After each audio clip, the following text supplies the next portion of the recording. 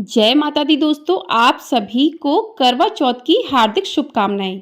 आप सभी पर माँ करवा, माँ पार्वती की कृपा सदैव बनी रहे। आज की वीडियो में आप जानेंगे साल 2024 में करवा चौथ का व्रत कब किया जाएगा, पूजा का शुभ मुहूर्त क्या रहेगा, पूजा विधि क्या रहेगी और यदि पीरियड आपको है तो आप करवा चौथ की पूजा किस प्रकार से करें। क्या पीरियड के 5वें दिन करवा चौथ की पूजा कर सकते हैं? अकेले हैं तो करवा कैसे फेरें? सासू माँ नहीं है साथ में तो बायना किसे दें? ये संपूर्ण जानकारी आपको आज की इस वीडियो में प्राप्त होने वाली है, तो आप सभी लोग वीडियो में बने रहिएगा और वीडियो को पूरा ज़रूर देखिएगा। तो सबसे पहले बात करते हैं कि क्या करवा चौथ इस साल उठा सकते हैं या नहीं। तो आप करवा चौथ का व्रत इस साल उठा सकते हैं। इस साल कोई भी दोमास वगैरह नहीं लगा हुआ है, तो आप करवा चौथ का व्रत बेफिक्र होकर इस साल उठा सकते हैं। दूसरी बात करते हैं कि क्या पीरियड में करवा चौथ का व्रत करना चाहिए। तो पीरियड के दौरान आप करवा चौथ का व्रत कर भी सकते हैं और पहली बार अगर आप उठाना चाहते हो तो उसको उठा भी सकते हैं। लेकिन अगर आपके पीरियड का दूसरा या तीसरा दिन है तो आप करवा चौथ की पूजा नहीं करेंगे। आप पूजा अपने घर में किसी से भी, जेठानी अगर आपकी करती हैं उनसे करवा सकते हैं, ननद से करवा सकते हैं। लेकिन अगर आपके पास कोई भी नहीं है, आप अकेले रहते हैं, तो आप अपने पति से भी पूजा करवा सकते हैं। पति से चंद्रमा को अर्घ दिलवा सकते हैं और आप जो है तैयार हो जाएं अच्छे से। तीसरा दिन है तो आप बाल धोकर अच्छे से तैयार हो जाएं और आप पूजा जो है पति से करवा दें। कुछ लोग कहते हैं कि मेरा 5वां दिन है, क्या हम पूजा कर सकते हैं? तो आपको बता दें, 5वां दिन है, यदि आप पूरी तरीके से साफ हो गए हैं, पूरी तरीके से स्वच्छ हो गए हैं, तभी आप पूजा करें। 5वें दिन करवा माता की तो पूजा आप कर सकते हैं, लेकिन देव की पूजा नहीं की जाती है। देवियों की पूजा कर सकते हैं। तो अगर आप पूरी तरीके से साफ हो गए तभी आप पूजा करें, वरना पूजा अपने पति से करवा सकते हैं या फिर घर में कोई भी पूजा करता है उससे पूजा करवा सकते हैं। अगला सवाल है कि करवा चौथ के दिन बाल धोने चाहिए या नहीं धोने चाहिए। तो आपको बता दें कि आप शुक्रवार के दिन बाल धो लिए हैं अगर, तो आप शनिवार को लहसुन प्याज का सेवन ना करें, कोई भी तामसिक चीज़ों का सेवन ना करें, ब्रह्मचर्य का पालन करें।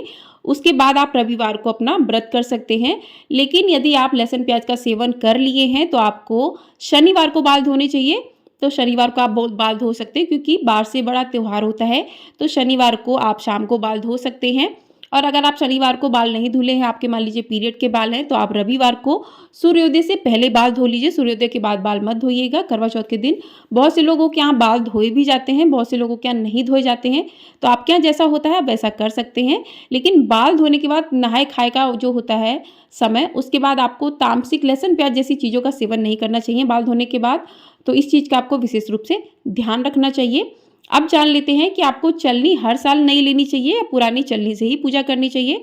तो आपको बता दें कि अगर आपकी चलनी ठीक है तो आप उसी चलनी से पूजा करें। अगर आपकी चलनी टूट फूट गई है, खराब हो गई है, तो आप दूसरी चलनी ले सकते हैं इस बार।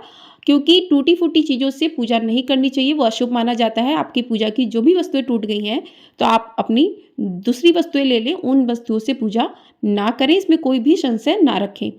अब बात करते हैं कि अगर आपकी सासू माँ नहीं है तो आप वायना किसको दें। तो आपने वायना निकाला है तो आप किसी भी पंडिताइन को दे सकते हैं, किसी भी ब्राह्मणी को, जो सौभाग्यवती ब्राह्मणी हो उसको दान कर सकते हैं। और जो भी आपने सुहाग की सामग्री माता को अर्पित की हैं वो भी मंदिर में आप ब्राह्मणी को दान कर सकते हैं, उनके पैर छूकर आशीर्वाद ले सकते हैं। लेकिन आपको इस बात का ध्यान रखना है कि वो कोई भी सामग्री आपको अपने मैके की जगह पर नहीं देनी चाहिए, उससे आपके मैके वालों को भी दोष लगता है और आपको भी दोष लगता है। तो इस बात का आप ध्यान रखिएगा। तो अब बात करते हैं कि आप अकेले पूजा कर रहे हैं तो आप करवा कैसे फेरें। तो आप यदि अकेले पूजा कर रहे हैं तो जो माँ पार्वती का करवा है उससे आप उसे फेर सकते हैं। कि आपका करवा जो है, पूजा जब आप करते हैं तो आपके दाएं हाथ की तरफ आपका करवा रहता है और बाएं हाथ की तरफ माँ पार्वती का करवा रखते हैं। तो माँ पार्वती के करवे में चीनी भर के रखते हैं कुछ लोग पुआ भर के। सबके यहाँ के अलग अलग विधान होते हैं। तो आपके यहाँ जो भी भर के रखा जाता हो तो आप क्रॉस, हाथों को क्रॉस करके इस तरीके से 7 बार जो है करवा बदल सकते हैं पार्वती माता से। तो इस तरीके से आप अपना करवा बदल सकते हैं। अब बात करते हैं कि पहली बार अगर आप करवा चौथ का व्रत उठा रहे हैं तो आपको क्या मैके से ही चीज़ें आएँ, उसी से आप उठा सकते हैं। अगर नहीं आएंगी तो क्या करेंगे आप? तो आपको बता दें कि अगर आपके मायके से चीज़ें नहीं आ पा रही हैं, पहली करवा चौथ पे वैसे मायके से आता है सामान तो उससे लड़कियाँ उठाती हैं, लेकिन अगर आपके पास नहीं आ पा रहा है और आप अकेले रहते हैं, तो आप खुद से भी चीज़ें ले सकते हैं और पूजा को शुरू कर सकते हैं। इसमें कोई भी संशय नहीं रखना चाहिए, तो बस आप अपना पूजा जो है शुरू कर सकते हैं। बात करते हैं कि रविवार के दिन सिंदूरा से सिंदूर क्या लगा सकते हैं, क्योंकि रविवार के दिन सिंदूरा से सिंदूर नहीं लगाया जाता है।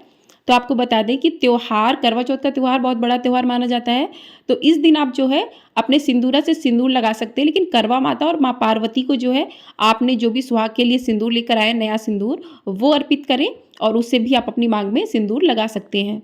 अब बात करते हैं कि आपको क्या करवा चौथ में नई साड़ी पहनकर ही पूजा करनी चाहिए। तो आपको बता दें कि आप शादी का जो जोड़ा है आपकी शादी का, वो पहनकर भी पूजा कर सकते हैं। अगर आप नई कोरी साड़ी आपके पास है तो उसे पहनकर भी पूजा कर सकते हैं। आपकी शादी की जो भी साड़ियाँ रखी हैं आप उसमें से भी पहनकर पूजा कर सकते हैं।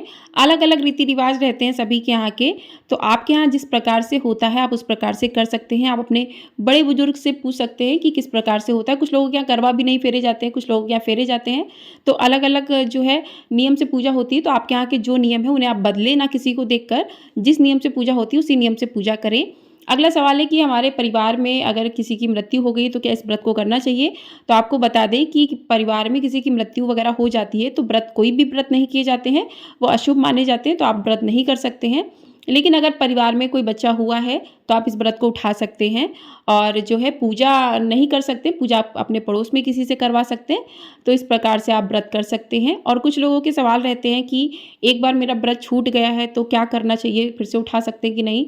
तो ऐसा नहीं है, आपका व्रत अगर किसी परेशानी, किसी समस्या की वजह से छूट गया है तो आप उसको दोबारा से उठा सकते हैं। और अगला सवाल है कि क्या प्रेगनेंसी में गर्भवती महिलाएं इस व्रत को करें कि ना करें। तो आपको बता दें कि आप अपने डॉक्टर से सलाह ले लीजिए, क्योंकि आपके अंदर जो शिशु है उसके लिए आपके लिए भगवान भी कोई नियम नहीं बनाते, क्योंकि आप उसको परेशान नहीं कर सकते हैं। अगर डॉक्टर ने आपको बोला है कि आप नारियल पानी या पानी पिएं कि आपके बच्चे को डिहाइड्रेशन ना हो, तो आप अपने डॉक्टर से पूछ लें। अगर आपके डॉक्टर अलाउ कर देते हैं आपको तभी आप व्रत करें, अगर डॉक्टर मना करते हैं तो आपको व्रत नहीं करना चाहिए।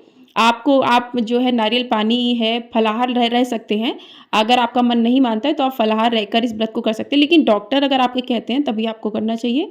और गर्भवती महिलाओं को चंद्रमा को अर्घ देना चाहिए कि नहीं देना चाहिए। तो गर्भवती महिलाएं जो है चंद्रमा को अर्घ भी दे सकती हैं, उनकी आरती भी कर सकती हैं। बस गर्भवती महिलाएं जो है सूर्य को अर्घ नहीं देती हैं। तो इस प्रकार से जो है आप अपना व्रत कर सकती हैं। तो आप डॉक्टर से पूछकर ही अपना व्रत करें, इस बात का आपको विशेष रूप से ध्यान रखना है। अगर आप नहीं कर सकती, डॉक्टर ने आपको मना किया है, तो आप अपने पति को रखवा सकती हैं। आपके पति रख सकते हैं, वो पूजा कर सकते हैं, तो आपकी पूजा और व्रत जो है वो अधूरा नहीं माना जाएगा। तो इस बात का भी आपको विशेष रूप से ध्यान रखना चाहिए। और अब बात करते हैं कि करवा चौथ साल 2024 में कब है, चौथ कब से लगेगी, कब समाप्त होगी। तो चतुर्थी तिथि प्रारंभ हो जाएगी 20 अक्टूबर रविवार सुबह 6:46 से, और चतुर्थी तिथि समाप्त हो जाएगी 21 अक्टूबर सोमवार सुबह 4:16 पर। तो 20 अक्टूबर की सुबह 6:46 से शुरू होकर 21 अक्टूबर की सुबह 4:16 पर समाप्त हो जाएगी। इसी दिन संकष्टी चतुर्थी का व्रत भी किया जाता है। तो जो भी महिलाएं अपनी संतान की सलामती के लिए व्रत रखती हैं तो वो इस दिन संकष्टी चतुर्थी का भी व्रत कर सकती हैं। तो साल 2024 में करवा चौथ का व्रत 20 अक्टूबर दिन रविवार को किया जाएगा।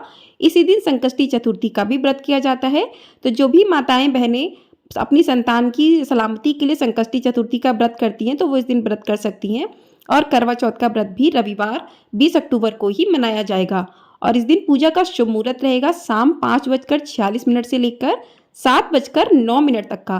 तो इसी समय में आप जो है माता करवा की पूजा कर सकते हैं, माँ पार्वती शिव जी की पूजा कर सकते हैं।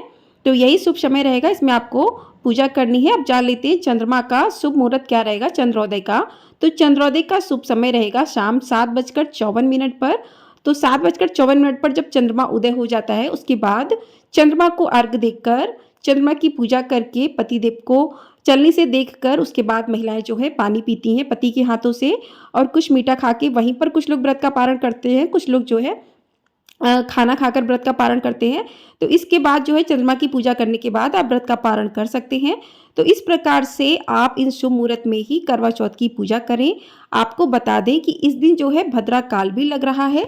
तो भद्रा काल जो है सुबह लगेगा 20 अक्टूबर को 6:24 से लेकर सुबह 6:46 तक भद्रा काल रहेगा। भद्रा रहेगी। तो इस समय में जो भी महिलाएं सरगी वगैरह खाती हैं तो वो इस समय में सरगी वगैरह ना खाएं, इसके बाद खाएं या इससे पहले ही खा लें आप सरगी वगैरह, क्योंकि सरगी जो है सूर्योदय होने से पहले ही खाई जाती है। तो सरगी भद्रा काल के समय भूल कर भी ना खाएं। और भद्रा के 12 नामों का आप जाप कर लें।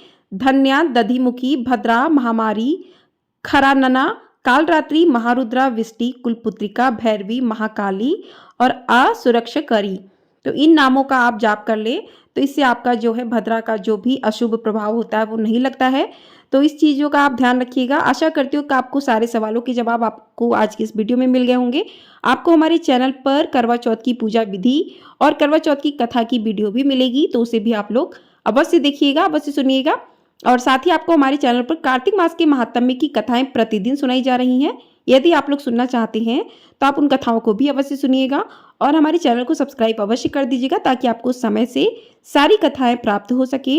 और वीडियो पसंद आई हो, वीडियो को लाइक अवश्य कर दीजिएगा। आपको हमारे चैनल पर सभी 30 त्योहार की जानकारी प्राप्त होती है। और लाइक करके बेल आइकन प्रेस अवश्य कर दीजिएगा, ताकि आपको समय पर सारी वीडियो मिल सके। जय माता दी। आप सभी को करवा चौथ की हार्दिक शुभकामनाएं।